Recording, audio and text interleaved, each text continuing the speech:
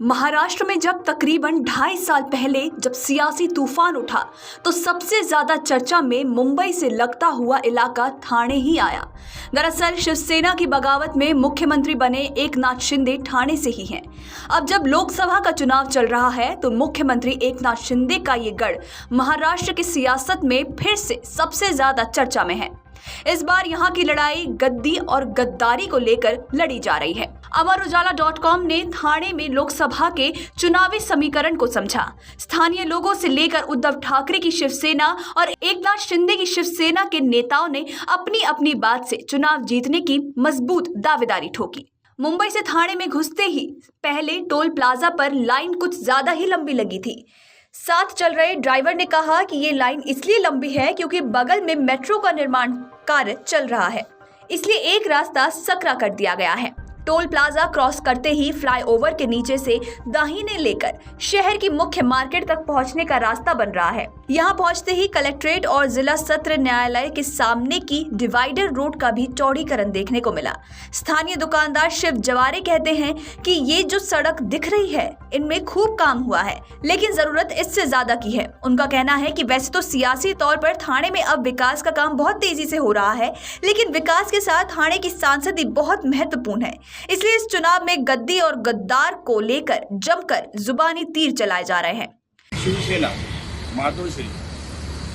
मातोश्री से जो हम लोग आए हैं वो मातोश्री बाला साहेब ठाकरे की शिवसेना ही असली शिवसेना है और बाकी ये सब बनावट शिवसेना। जब भी गद्दारी हो गई 2.5 बरस के पहले, ठीक है, हम लोग हिले नहीं, थोड़ा कुछ ऐसा करो जाता है ना वैसा आ गया, लेकिन आज हम ताकत के साथ खड़े हैं। हमारे कुटुंब प्रमुख, हमारे पक्ष प्रमुख उद्धव बाला साहेब ठाकरे हमारे सेनापति है, उन्होंने हमको 2.5 बरस में जो मार्गदर्शन करना था वो कर दिया और हम लोग अभी लड़ रहे हैं। मैदान हमारे लिए एकदम नज़दीक है। हमारी जो लड़ाई है उसका नतीजा अभी 20 तारीख को आने वाला है और वो नतीजा हमारे फेवर में है। तो आपको लगता है कि जो महाराष्ट्र में एक बड़ा सियासी घटनाक्रम हुआ उसका इस चुनाव में कोई असर नहीं पड़ने वाला है क्या? नहीं, महाराष्ट्र में कुछ हो गया नहीं।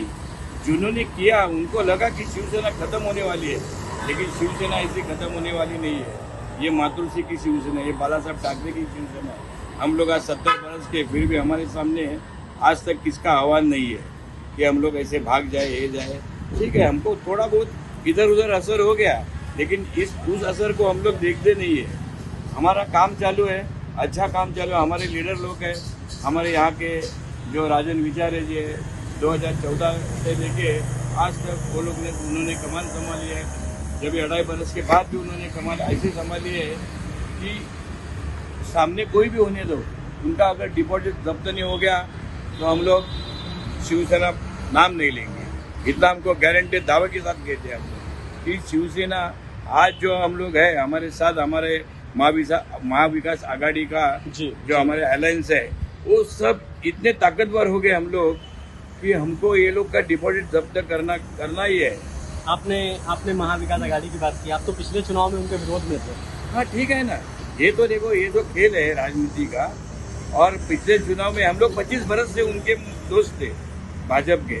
हाँ। अगर भाजपा ने हमारे साथ इतना खेल खेला और हम लोग 25 बरस के उनके अगेंस्ट थे, लेकिन आज हमको मालूम पड़ा कि हमारा सही दोस्त कौन है, कि जो हमारे बुरे टाइम में हमारे साथ आ गए वही हमारे दोस्त है।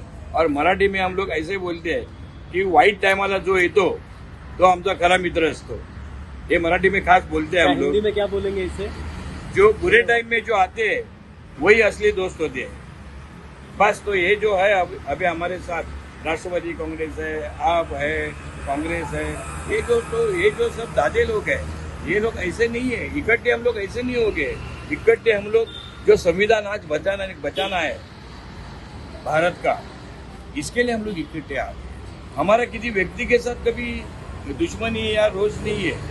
हमारा दोष है, हमारा रोष है जो आज भारत में हुकुमशाही चालू है उसके लिए हम लोग। हमारे उद्धव जी बार बार बोलते हैं कि हम लोग इनकलाब जो है हमारा, उनके साथ में हम लोग कभी किसी के लिए बिल्कुल तकलीफ किसको देने वाले नहीं है। सेकंड थिंग, गुजराती के विरोध में हम लोग बिल्कुल नहीं है, लेकिन यहाँ से जो हवाला जाता है वहाँ पे संघ प्रबल को लेके, उसके अगेंस्ट हम लोग हैं। बस और क्या चाहिए बोलो। मुख्य मार्केट में मौजूद व्यापारी संतोष भिड़े कहते हैं कि ये गढ़ तो मुख्यमंत्री एकनाथ शिंदे का ही माना जाता है, लेकिन इस चुनाव में कौन भारी पड़ेगा ये कहना मुश्किल है। संतोष कहते हैं कि हाल ही में जो अभी हमारे राज्य में गद्दारी हुई है उससे लोग नाराज हैं, खासतौर से शिव सैनिक तो बहुत ही नाराज हैं। वो कहते हैं कि चुनाव हारना जीतना तो अपनी जगह है, लेकिन लोगों के मन में गद्दारी जैसी बात चुनाव के दरमियान आना बड़े फेरबदल कर सकती है। हालांकि ठाणे जैसे शहर में बदहाल यातायात व्यवस्था और लगने वाली जाम पर संतोष भी असंतोष जताते हैं। कहते हैं कि समस्या का समाधान तो पहले ही हो जाना चाहिए था, लेकिन अभी तक ऐसा नहीं हुआ है। उनका मानना है कि आने वाले चुनाव में ये मुद्दे तो बहुत प्रभावित नहीं होंगे, लेकिन ठाणे में गद्दी और गद्दारी की कुर्सी पर तलवारें तो खिंची ही हैं। नमस्कार, मैं आशीष हूँ अमर उजाला से और इस वक्त हूँ मैं मुंबई के पास में ठाणे शहर में। ठाणे वो शहर है जो एकनाथ शिंदे का गढ़ माना जाता है। एकनाथ शिंदे महाराष्ट्र के मुख्यमंत्री हैं। हम ठाणे की सियासत समझते हैं। आज यहाँ पे सारे प्रत्याशी घोषित कर दिए गए हैं और जानने की कोशिश करते हैं महाराष्ट्र में खासतौर से ठाणे की सियासत क्या कहती है। सर, क्या नाम है आपका? बोलिएगा सर, तो आवाज अब थोड़ा सा आगे आ जाएंगे सर। संतोष दलवी मेरा नाम है। अच्छा जी, बताइए संतोष जी। थाना में बोला जाए तो शिंदे का अगर मानना जाता है, लेकिन बोल नहीं सकते कौन भारी पड़ेगा कौन नहीं, क्योंकि जो गद्दारी हुआ है उसमें अभी बहुत सारे जो शिवसैनिक है जी वो बहुत नाराज है।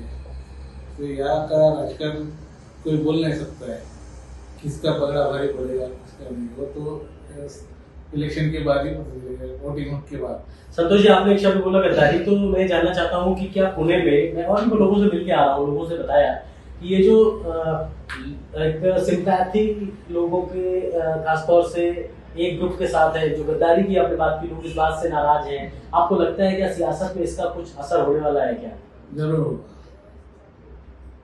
इसमें सियासत में बहुत अच्छा से असर होगा। यहाँ पर प्रत्याशी चयन अभी थोड़ी देर पहले यहाँ पर ठाणे का प्रत्याशी घोषित हुआ है। वो एकनाथ शिंदे की पार्टी जो शिवसेना शिंदे है उसके प्रत्याशी घोषित हुए हैं। क्या लगता है कि वो कितनी मजबूती से यहाँ पे चुनाव लड़ रहे हैं?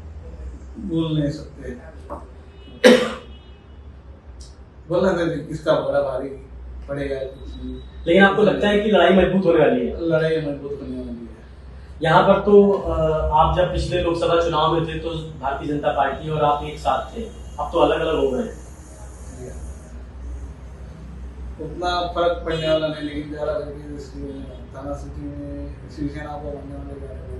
यहाँ पर डेवलपमेंट की बात करते हैं, मैंने देखा बहुत सारे फ्लाईओवर्स बने हैं, लेकिन सड़कों की बहुत जगह पे अच्छा दशाएं बहुत अच्छी नहीं है। ट्रैफिक का उतना अच्छा मैनेजमेंट नहीं है, क्राउड बहुत है, भीड़ बहुत है, खासतौर से ट्रैफिक लाइट्स पे अलग अलग जगहों पर एनक्रोचमेंट है। उसको लेकर के आप क्या सोचते हैं और क्या लगता है कि इस चुनाव में या उससे पहले के जो चुनाव हुए उसमें ये मुद्दे बड़े प्रभावी रहते थे ठाणे में? क्या रहता है आपको? कोई भी सरकार आए, डेवलपमेंट अच्छा रहना चाहिए, रोड अच्छा रहना चाहिए, लोगों को तकलीफ नहीं होना चाहिए। ट्रैफिक जाम बहुत तकलीफ होती है, ट्रैफिक जाम का वो सब ठीक होना चाहिए। तो आपको लगता है कि इन चीजों से निजात मिलनी चाहिए? बराबर। इलाके के वैभव जैन कहते हैं कि कुछ साल पहले महाराष्ट्र में जो सियासी उठापटक हुई थी उसका कोई ऐसा फर्क नहीं पड़ने वाला। उनका मानना है कि चुनावों में एक चेहरे पर चुनाव हो रहा है। वैभव वो चेहरा देश के प्रधानमंत्री नरेंद्र मोदी को बताते हैं। वो कहते हैं कि एकनाथ शिंदे ने जब से महाराष्ट्र में मुख्यमंत्री का पदभार संभाला है तब से खूब विकास हो रहा है। खासतौर से भारतीय जनता पार्टी के साथ मिलकर वो अच्छा काम कर रहे हैं। जो काम पहले से रुके हुए थे उनको बहुत तेजी से कराया जा रहा है। वैभव कहते हैं कि आप सियासत के नजरिए से हटकर जब विकास की बात करते हैं तो आपको श्रेय सभी पार्टियों को देना चाहिए। उनका कहना है जो फ्लाईओवर और ओवरब्रिज आप देख रहे हैं उनमें से कुछ कांग्रेस की सरकार ने भी बनवाए हैं, कुछ भारतीय जनता पार्टी की सरकार ने बनवाए हैं। हर सरकार थोड़ा थोड़ा काम करती है, बस सियासत में इसी को लेकर नजरिया बदलता है और चुनाव उसी आधार पर हो जाते हैं। क्या नाम है आपका? वैभव जैन। तो वैभव, क्या आपको लगता है कि इस लोकसभा चुनाव में क्या सियासत किस तरफ जा रही है और क्या आपको लग रहा है, क्या मुद्दे हैं और क्या क्या चीजें हैं खासतौर से थाने में?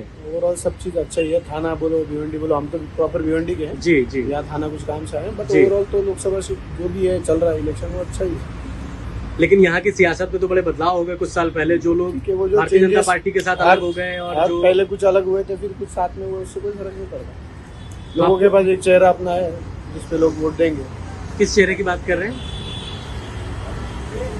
हम तो बीजेपी के साथ हैं। अच्छा, तो आपको लगता है कि यहाँ पर जो एक नाथ शिंदे भी अब भारतीय जनता पार्टी के साथ में है, पहले शिवसेना जो उद्धव ठाकरे की थी वो उनके साथ थी, इस चुनाव में पूरी तरीके से चीजें बदल गई हैं। आपको क्या लगता है कि एक नाथ शिंदे की मजबूती कितनी है इस गढ़ में? नहीं, अभी काफी जब से उन्होंने मतलब सीट लिया है तब से काफी अच्छा प्रोग्रेस है। कुछ मेट्रो के काम पेंडिंग थे, काफी स्पीड में हुए। अभी मैं जैसे रास्ते में आ रहा था तो बहुत सारा काम हो रहा था, लेकिन मुझे लोगों ने बताया कि वो काम बहुत लंबे समय से चल रहा है, अभी तक पूरा नहीं हुआ। स्पीड पकड़ा है, काफी अच्छा है। ऐसा कुछ नहीं, देखो काम हर सरकार ने किया, कांग्रेस ने भी किया, बीजेपी ने भी किया। ये सब जो ब्रिज है के तुरंत आते बीजेपी ने नहीं बना दिया, सब कांग्रेस का भी बनाया होता है। हर सरकार थोड़ा थोड़ा कुछ काम करती है, किसी का नजरिया अलग रहता है, किसी का नजरिया अलग रहता है। आपको लगता है इस चुनाव में जो ये बदलाव हुआ था, यानी कि महाराष्ट्र की सियासत में जो फेरबदल हुआ था, जो उठापटक हुई थी, उसका कोई असर दिखने वाला है या नहीं है इस चुनाव में? कुछ खास तो नहीं, उसका असर नहीं दिखने वाला है। उद्धव ठाकरे की शिवसेना के उपनगर प्रमुख वसंत विखे कहते हैं कि उनके राज्य में जो गद्दारी हुई इसका थोड़ा बहुत इधर उधर असर हो गया, लेकिन उस असर को हम लोग देखते ही नहीं है। हमारा काम चल रहा है। जो धोखा हुआ है उसके बारे में पूरे महाराष्ट्र की जनता वाकिफ है और हमारे साथ इस वक्त गठबंधन की जो सबसे बड़ी ताकत मिली है उससे पूरे चुनाव परिणाम बदलने वाले हैं। ये पूछने पर कि जिस गठबंधन की आप बात करते नहीं थक रहे, पिछले चुनाव में तो आपने उनका विरोध किया था, इस पर विखे कहते हैं कि ये सियासत है। हम तो 25 बरस से भारतीय जनता पार्टी के दोस्त थे। अब अगर भारतीय जनता पार्टी ने हमारे साथ इतना खेल खेला तो ऐसे कठिन दौर में हमें अपने सही दोस्त की पहचान भी हुई। जो हमारे बुरे वक्त में हमारे साथ आ गया वो हमारा सबसे मजबूत दोस्त है। हमारे गठबंधन के साथ देश के जितने महत्वपूर्ण दल जुड़े हैं वो सब अपने संविधान को बचाने के लिए जुड़े हैं। वीडियो डेस्क अमरउजाला.com। अगर आप ये वीडियो YouTube पर देख रहे हैं तो हमारे चैनल को सब्सक्राइब करें और बेल आइकन को दबाना ना भूलें। अगर आप Facebook पर ये वीडियो देख रहे हैं तो हमारे पेज को लाइक करें।